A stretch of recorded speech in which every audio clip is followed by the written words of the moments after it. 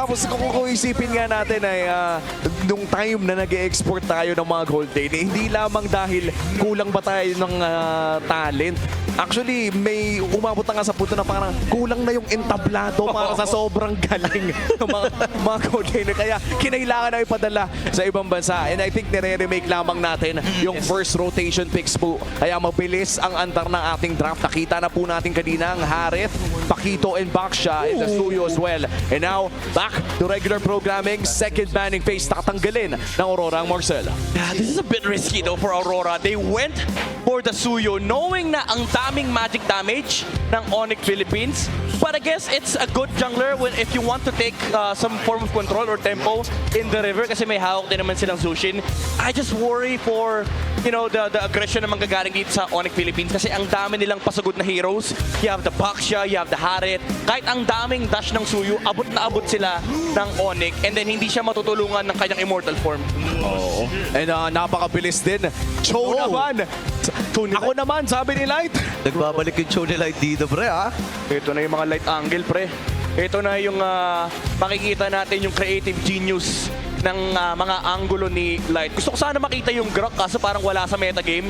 Si Grok, yung Cho medyo pasulpot-sulpot lalo kapag specialty ng player. And si Light specialty niya yun eh. Kumaga hindi na wala sa meta yung Cho para kay Light. And very interesting response mula dito sa Onyx Philippines. Beleric and the Zet yan. Parang usually nakikita natin ang Beleric counter lamang sa isang Leomord. But this time around, against a Cho and a Suyu, okay lang ba talaga to? I feel like it's the threat of the disengage or yung counter-engage against Aurora. Oh! Okay! Alice para kay Edward.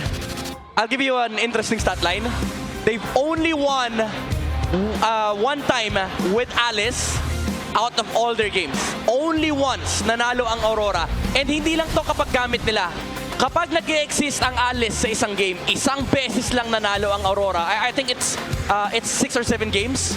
So like 5 or 6 games talo ang Aurora kapag may Alice sa isang game. And this is a very high risk para sa Aurora Gaming as we enter game number 3 dahil kung sino mang mananalo dito ay match point na para sa ating best of 5 in the play-ins para sa pinakaunang araw ng ating playoffs. Tandaan natin, 100% win rate pa rin yung Claude papasok ng seryeng ito. And then this time around, hawak ulit muli ni Domenkite that secured a Game 1 MVP performance gamit ang hero na to.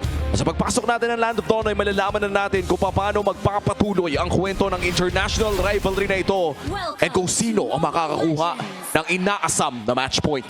Yeah, may panggulat talaga ang Onyx Philippines dito. Hindi naman nabago sa Aurora yan kasi I believe ginamit din naman ito ng Aurora nung week 8, itong Beleric. And alam mo yung potential ng Beleric eh. Ang mahirap dyan, hindi pwedeng basta-basta magsama-sama ang Aurora dahil bukod dun sa back damage niya, merong Wrath of Dryad pa na magiging... Aray ko po. Aray ko.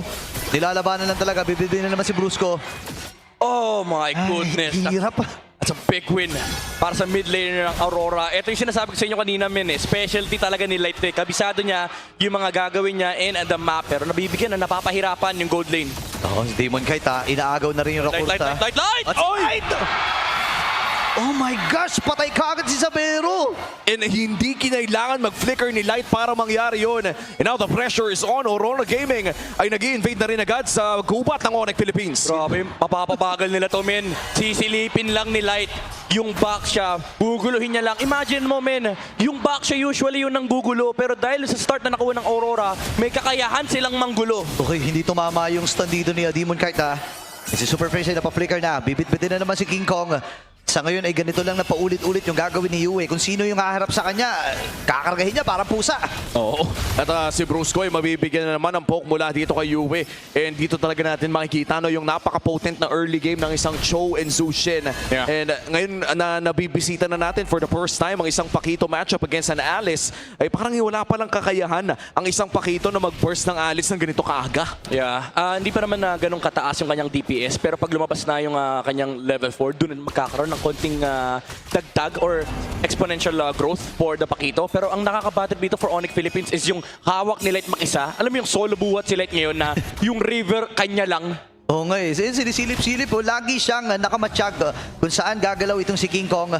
You as well ay sasama na rin para guluhin yung mga popronta dito sa Onyx Philippines. Bibitbitin na naman si Brusco. Pwede na. Yan. Nagamit rin Fear of the Phoenix. Sabay Beacon para dito kay Yue. Oh! At tumama rin yung Throne of Ruin. Si Kirk patay na kagad. At nakakuha na naman dito ang Aurora. Kasabay pa nga ng ulo ni Brusco at ni King Kong. At nabuhay pa si Edward even after all of that damage. Nabuhay din si Lightman. Wow. Kanya-kanya silang hawak ng target. Si Demon kahit hinawakan yung gulong ni King Kong, hindi nila binurst yung pagong. Nagmamakaawa si King Kong. Panatan niyo yung turtle please. Pero hinawakan lang ng Aurora ang minacro at minacro sila. Pinagkocontrol yung mga heroes sa likuran. And isa-isa silang pinatumba ng Aurora. And there's already a massive gold lead na hawak dito ng Aurora. 2.5 in 3 minutes. Makikita natin sa ating Infinix in-game equipment na majority ng kalamangan ay nasa kamay ni King Kong. Grabe si Light dito. Nakaka-bad trip yung show. Silip ng silip, magkakakuliti ka niyan. Actually, gusto nga niyang puntahan sana si King Kong. Buti nga naharangan pa dito ni Brusco. Ayan na, sabi ni Light, okay, hanapin natin uli. ATK? Oh, yan na. Yan lang, okay, buti mo na lang may passive pa si Super Prince. Pero siya Yun lang! In Souls Ever ay buti na lang hindi super kumonekta doon.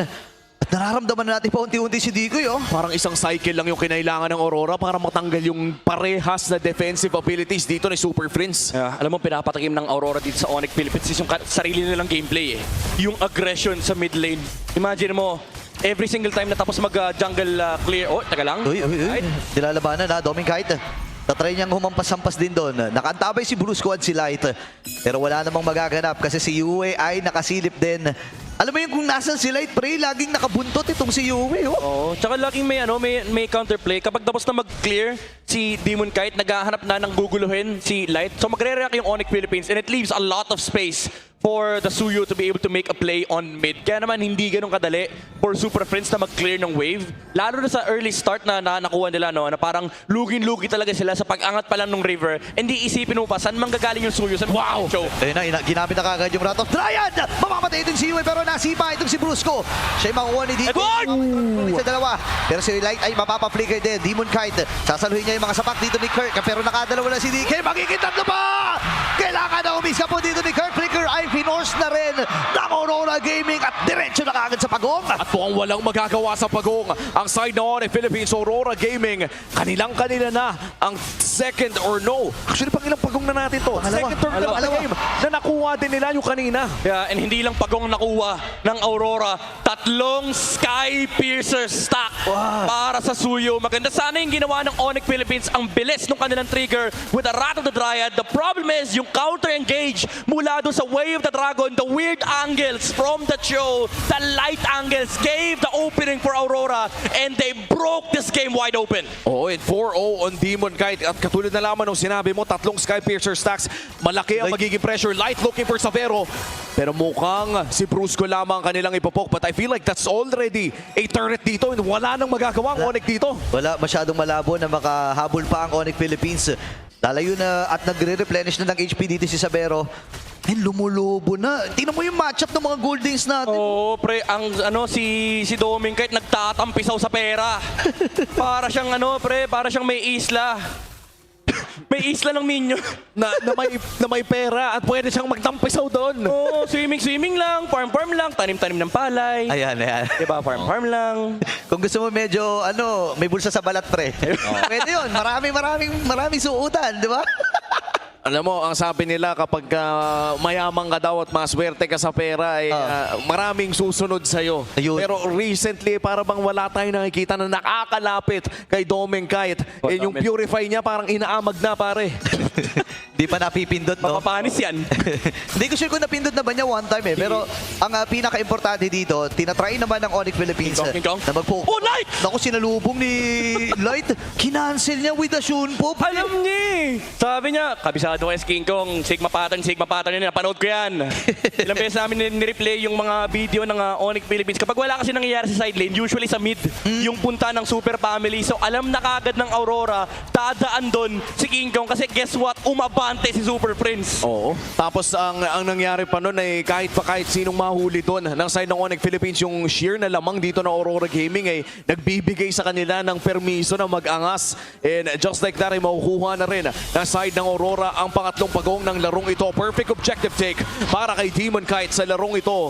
And this is really big para sa kanila dahil halatang halata na yung momentum ay buhat na nila.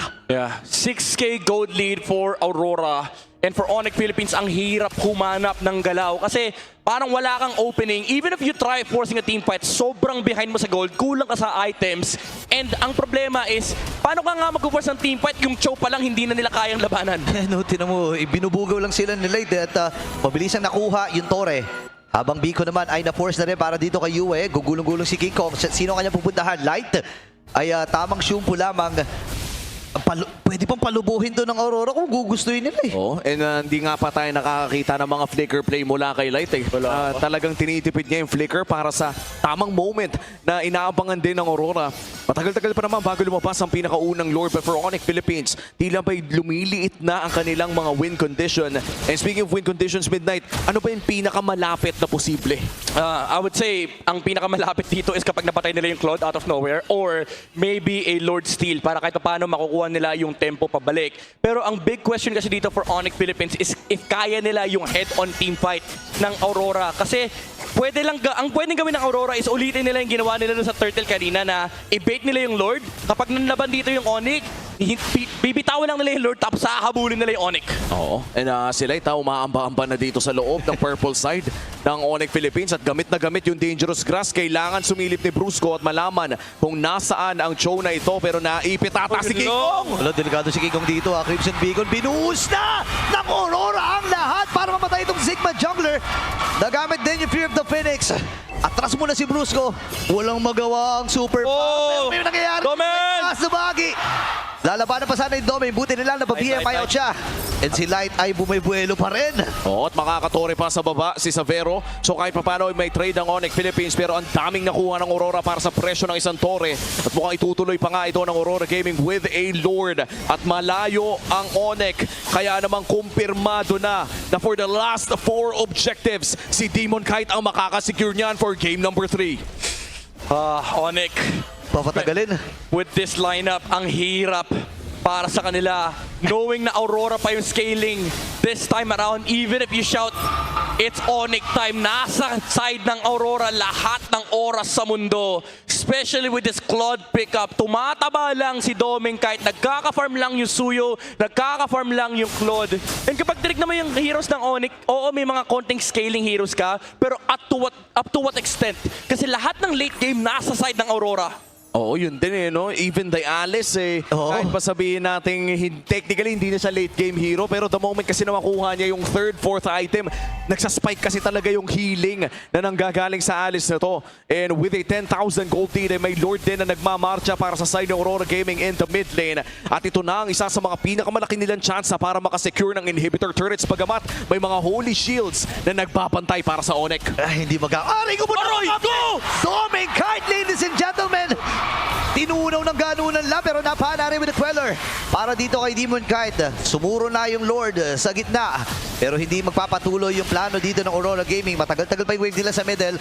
Sa may bottom ay pwede sila magtungo 10,000 kalamangan para sa Northern Lights. At delikado to, no? If you're Onyx Philippines, nakita nyo na yung nangyari kay Kirk. Napakahapdi na talaga ng mga poke na nanggagaling sa Aurora. Light, yung Jeet Kundo niya ay pwede pang ikasa pero mukhang hindi na niya itutuloy pa.